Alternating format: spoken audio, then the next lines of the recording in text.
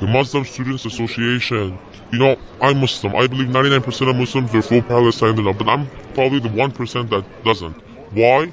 Because what the people are thinking, and it's not, they're not thinking, you know, we should hate Israel. They're thinking about what are they going to eat the next day? What are they going to drink the next day? And during the war, if a country's so bad, then how come when they're shooting rockets over to Gaza, how come hours, days before they have on the you know, the sky, we are going to bomb you, please leave. But what happens afterwards? Hamas makes a wall and closes them in, and they bomb them, and they say that in the name of Israel. Something that I'll always remember. Hamas said we're going to have more October 7th, and we're going to make sure everyone thinks that the Israeli government is bad. And this is what they're doing. They're brainwashing our youth. These are the ones that are weak. They're weak and brainwashed. And do you think that the Democrat regime in Washington knows about this? Of course they do, and they're funding it, and they're happy about it. They're happy about it. Because what are they doing? They're being funded by the Islamic Republic of Iran. The Democrat Party is being funded by the Islamic Republic of Iran. They're the ones that put them in. Why do they want them to leave? The only country that can make a free Iran is Israel. That's why the United States doesn't want to have anything to do with the missiles that hit Iran. Or the ones that hit Israel. They want nothing to do with it because they're scared. You mean the reason that they didn't let Israel retaliate? Yes, exactly. But Israel has their own control and they have their own right to do whatever they want. And I'm happy for what's going to happen. I bet you if you record this video now, I bet you we're going to have no war under Trump and we're going to have a revolution in Iran because it's just starting.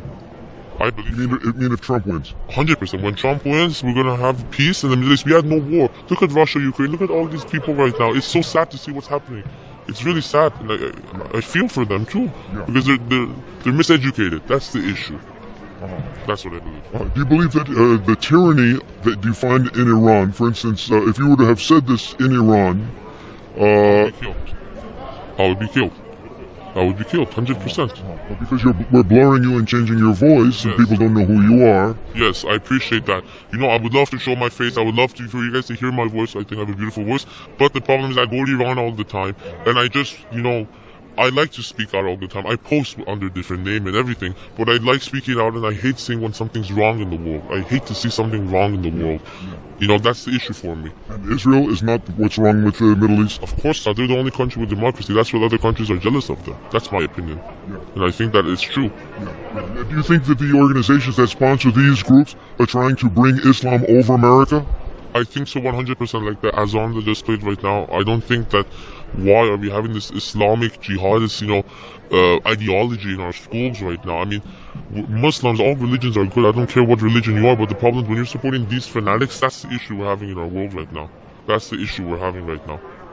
And what's the prayer that they just put out over the speaker? They just have the azan right now. They didn't even do it correctly. Everyone has to be quiet. They need to put their head down. They need to, azan. And they didn't do that correctly. None of these people, half of them are not even Muslim. None of them, you look, none of them, half of them are probably Muslim, the other half aren't. So I feel for them, and I'm sad to see that this is how, you know, they feel that they should, you know, react, but that's not the way they should react. That's not the way they should react. Right now, they're making Hamas happy.